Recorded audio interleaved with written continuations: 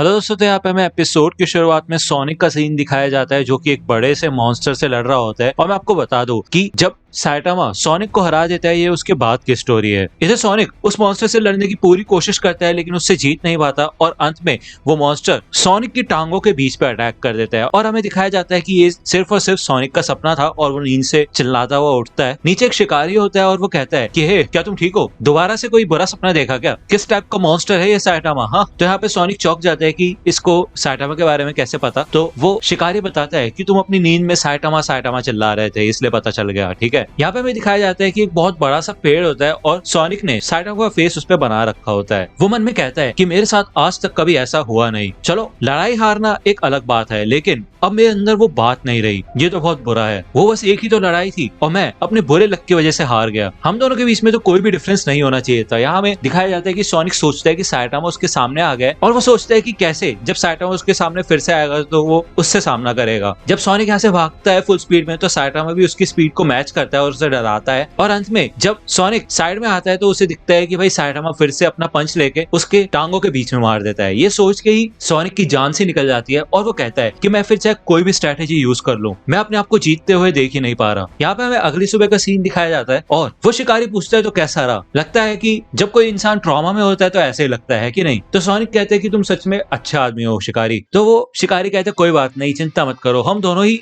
एक ही थाली के चट्टे बट्टे हैं, क्योंकि मेरा काम ही ऐसा है कि मेरी जिंदगी कई बार खतरे में पड़ जाती है। पहाड़ों में जब मैं शिकार करने जाता हूँ तो कई बार मेरे सामने खतरनाक मॉन्स्टर्स आ जाते हैं। बिल्कुल तुम्हारी तरह ही मेरा भी एक दुश्मन है जिसको मुझे हराना है। तो सोनिक पूछते हैं कि क्या वो खतरनाक है? तो वो शिकारी बताता है कि हाँ, वो इस पहाड़ का मास्टर है। यहाँ पे हमें पहले का सीन दिखाया जाता है जहाँ पे स्नोफॉल हो रही होती है और इस शिकारी के सामने यहाँ पे एक बहुत बड़ा सा भालू आ जाता है और ये शिकारी दिखाता है कि देखो, उसने मेरे को ये घाव दिए थे। सोनिक कहता है अच्छा, भालू है क्या? तो वो शिकारी कहता है हाँ, मैं एकदम सीधा सीधा भागता गया, उसी से मेरी जान बच गई बस, लेकिन मैं फिर गिर भी गया था जिससे मेरे को काफी दर्द हुआ था। तब से ही मैं अपनी बंदूक को भी ठीक से पकड़ नहीं पाता हूँ और मेरे हाथ कांपते हैं डर से। मैं ये सोचता हूँ कि अगर मेरा उससे फिर से सामना हुआ तो उसी दिन की तरह अगर मेरी गन ने मेरे को धोखा दे दिया तो मैं क्या करूंगा। ये सोच के ही मेरे हाथ कांपने लगते हैं और उसी से मैं एक बढ़िया शॉट नहीं ले पाऊंगा, लेकिन मैं उसे जरूर हरा सकता हूँ क्योंकि मुझे पूरा यकीन है कि अब मेरे हाथ नहीं कांपेंगे। अगर तुम अपने डर से छुटकारा पाना चाहते हो तो उसका एक ही तरीका है, अपने दुश्मन को हराओ। यहाँ पे वो देखता है कि सोनिक जा चुका होता है और वो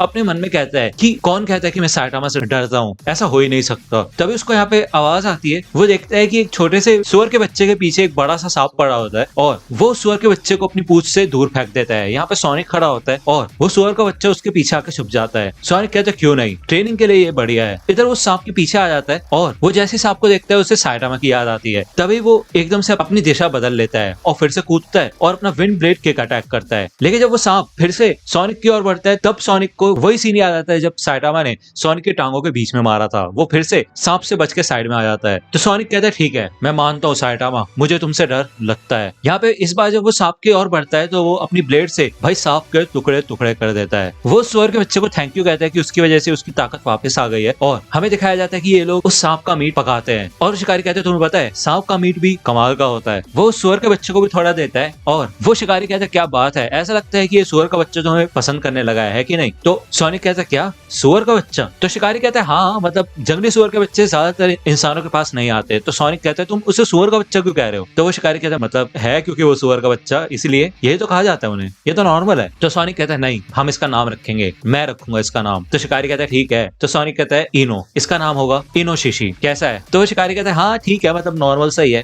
ठीक है। यहाँ पे हमें बताया जाता है कि उस दिन के बाद से सोनिक ने कड़ी ट्रेनिंग शुरू कर दी जिससे कि वो साइटामा को हरा सके और उसने अलग अलग प्रैक्टिस की, अलग अलग दुश्मनों से लड़ा और कड़ी तपस्या की। और जब उसकी ये पूरी ट्रेनिंग खत्म हुई तो उसको एक बात पता चली। वो फिर से उसी पेड़ के पास आता है जहाँ पे साइटामा का चेहरा होता है और वो कहता है कि मैंने ये फैसला लिया कि अब मैं अपने डर से भागूंगा नहीं बल्कि अपने डर का सामना करूंगा। यहाँ पे फिर से वो इमेजिन करता है कि साइटामा उसके सामने आ गए और वो अपने मन में सोचता है कि अब अगर फिर से साइटामा उसके सामने आएगा तो ये कैसे लड़ेंगे। सोनिक कहता है कि ऐसा करके मैं अपने डर पे काबू कर सकता हूँ और अगर मैं ऐसा कर सकता हूँ। यहाँ पे फिर से साइटामा सोनिक की टांगों के बीच में मारने वाला होता है लेकिन भाई सोनिक उसका हाथ पकड़ के उसको नीचे फेंकता है और ऊपर जाके अपना विंड ब्लेड किक अटैक करता है और भाई यहाँ पे धमाका सा होता है और इस बार वो अपनी इमेजिनेशन में जीत चुका होता है। और हमें दिखाया जाता है कि जिस पेड़ पे साइटामा का चेहरा बना होता है वो उस पेड़ पे बहुत बहुत बड़ा स्क्रैच बना देता है। यहाँ पे सोनिक तैयार हो जाता है साइटामा से फिर से सामना करने के लिए और वो कहता है कि शिकारी तुम्हारा शुक्रिया। तो वो शिकारी कहते हैं मेरा नाम फ्रैंक है। यहाँ पे जाने से पहले सोनिक उस शिकारी से कहता है कि अगर तुम लड़ने से पहले ही हार जाते हो तो फिर चाहे तुम कितना भी ट्राई कर लो तुम हारोगे ही। तो अगर आप वन पंच मैन से जुड़ी मर्चेंडाइज खरीदना चाहते हैं तो उसके लिंक आपको डिस्क्रिप्शन में मिल जाएगी, आप वहां से जाके परचेज कर सकते हैं।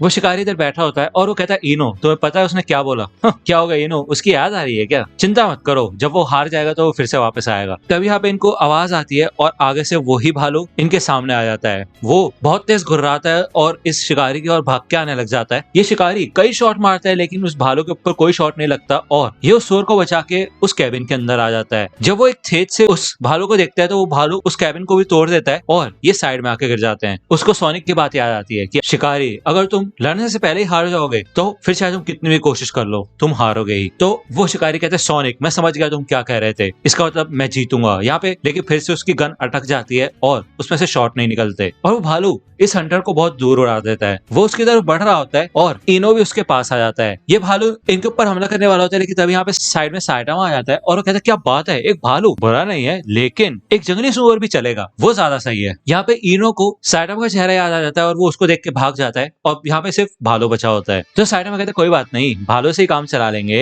इधर भाई वो भालू की तरफ बढ़ता है और उसको मार देता है। यहाँ पे हमें साइटामा के घर का सीन दिखाया जाता है और जैनोस कहता है कि मास्टर क्या ये एक भालू का हॉटपॉट है? तो साइटामा कहता है हाँ और क्या, मैंने सुना था कि जंगलों में एक बहुत बड़ा भालू घूम रहा है जो कि बहुत आतंक मचा रहा था। तो जैनोस कहता है लेकिन क्या हम एक भालू को खा सकते हैं? तो साइटामा कहता है हाँ हम ज्यादातर जानवरों को खा सकते हैं, कोई दिक्कत वाली बात नहीं है। मैंने सुना है कि जंगली सुअर भी काफी अच्छे होते हैं। तो जैनोस कहता है क्या बात है मास्टर, मेरे को तो आपसे बहुत चीजें सीखनी चाहिए। वहाँ दूसरी ओर हमें सोनिक का सीन दिखाया जाता है जो कि शहर में होता है और कहता है कि अब अगली बार जब तुम मुझसे मिलोगे साइटामा तो तुम हारोगे। आखिर में हमें उस शिकारी का सीन दिखाया जाता है जो कि होश में आता है और वो देखता है कि वो जो बड़ा सा पेड़ होता है और उसके साथ साथ कई पेड़ यहाँ पे भाई सपाट हो जाते हैं क्योंकि साइटामा ने वहाँ पे भाई भालू को पंच मारा होता है। तो ओवा के 4th एपिसोड की शुरुआत में हमें वही सीन दिखाया जाता है जब यहाँ पे बहुत बड़ा मीटियोर गिरने वाला होता है और साइटामा अपने एक ही पंच पे उस मीटियोर की ऐसी तैसी कर देता है। उसके बाद से ही बैंग साइटामा और जैनोस के ऊपर नजर रखने लग जाता है और वो ये देखता है कि भले ही जैनोस एक एस क्लास का हीरो है तो वो साइटामा का डिसाइपल कैसे बना हुआ है। बैंग को लगता है कि उसकी water stream rock smashing fist martial arts technique सबसे ज्यादा ताकतवर है, अगर उसने कुछ नहीं किया तो ये टेक्निक उसी के साथ चल बसेगी। ये मानते हुए वो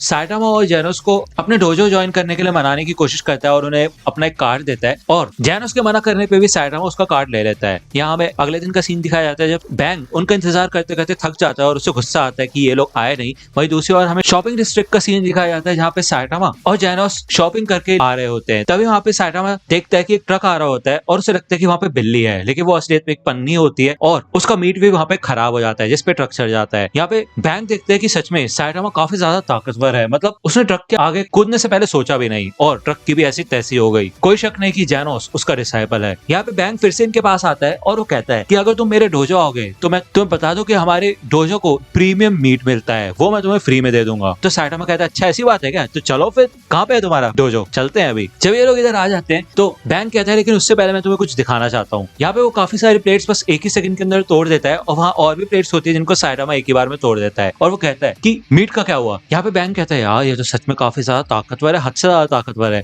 यहाँ पे बैंक अलग अलग बातें बोलता है और साइटामा कहता है यार हमें तो यहाँ पे मीट मिलना चाहिए था लेकिन यहाँ पे हम पत्थर क्यों तोड़ रहे हैं, मतलब मेरे को समझ नहीं आ रहा है, मैं तो बोर होने लगा हूँ, ये चल क्या रहा है यार। इसके बाद बैंक साइटामा और जैनोस कुछ कार्ड वाले गेम भी खेलते हैं जिनमें सबसे ज्यादा कार्ड उछालने होते हैं। तो हमें दिखाया जाता है कि साइटामा एक ही हाथ में बहुत सारे कार्ड्स उछाल देता है और जैनोस कहता है कि रुको सारे कार्ड्स को उछालना है ना, फिर तो मैं इस पूरी जगह को हिला के रख देता हूँ। तो चेरंको कहते हैं कि नहीं मास्टर इससे तो पूरी जगह ही तबाह हो जाएगी, ये इस मैच के लिए नहीं बने हैं। तो बैंक कहता है अच्छा ठीक है। इसके बाद ये रॉक पेपर सीजर्स वाला गेम खेलते हैं और जो भी हारता है उसके सर पे ये हैमर मारते हैं। यहाँ पे जब जैनोस लड़ने जाता है तो वो पहले बार में हार जाता है और उसके सर पे हैमर पड़ता है। उसके बाद साइटामा कहता है ये कुछ मजेदार है, रुको मैं करता हूँ। यहाँ पे भाई बहुत कोशिशों के बाद भी साइटामा जीत नहीं पाता और भाई बैंक उसके सर पे हैमर मार मार के उसका सर ही लाल कर देता है। इससे साइटामा को बहुत गुस्सा आता है और अंत में आके यहाँ पे एक बार साइटामा रॉक पेपर सीजर्स में जीत जाता है। ओ भाई साहब, मतलब यहाँ पे भाई साइटामा को इतना गुस्सा आ रहा होता है, वो जब हैमर को उठाने के लिए आगे बढ़ता है तो उसके हाथ से हैमर आगे हो जाता है और बैंक वो कटोरा टाइप अपने सर पे रख लेता है। लेकिन जब वो देखता है कि भाई साइटामा कितने गुस्से में और जब वो हैमर उठा लेता है ना भाई बैंक की फट जाती है और वो कटोरा वहीं पे छोड़ के भाई उड़ जाता है, गायब हो जाता है और साइटामा इतना तगड़ा अटैक करता है उसके कटोरे पे और यहाँ पे भाई बहुत धमाका सा हो जाता है। यहाँ पे बैंक ऊपर लटका होता है और वो कहता है इतनी ताकत ऐसे कैसे हो सकता है। वो नीचे आ जाता है और वो कहता है मैं मानता हूँ साइटामा कि तुम सबसे ज्यादा ताकतवर हो, लेकिन एक बात देखने वाली है कि तुम जब ये गेम्स खेल रहे थे तो तुमने देखा कि तुम कितना सीरियस हो गए थे। तो जेनस कहते हैं हाँ वैसे मास्टर साइटामा ये बात तो है कि मैंने आपको इतना सीरियस पहले कभी नहीं देखा था, आप सच में इस गेम में खो गए थे। तो बैंग कहता है हाँ बिल्कुल ऐसा ही है मार्शल आर्ट्स, जब तुम एक बार ये करना शुरू करोगे तो तुम भी इसके अंदर खो जाओगे। तो बताओ मेरा डोजो ज्वाइन करोगे? तो साइटामा कहता है नहीं करेंगे, लेकिन मेरे को तुम्हारे साथ दोबारा खेलना है। तो दोस्तों आज की वीडियो के लिए सिर्फ इतना ही। आई होप कि आपको ये वीडियो पसंद आई होगी। अगर आपको ये वीडियो पसंद आई हो तो प्लीज लाइक कीजिए, अपने दोस्तों के साथ शेयर कीजिए और मेरे चैनल को सब्सक्राइब करना मत भूलेगा। और अगर आप मुझे कांटेक्ट करना चाहते हैं तो आप मुझे इंस्टाग्राम पे कांटेक्ट कर सकते हैं, मेरे पेज की लिंक आपको डिस्क्रिप्शन में मिल जाएगी। मिलता हूँ आपसे अगले वीडियो में, तब तक के लिए गुड बाय।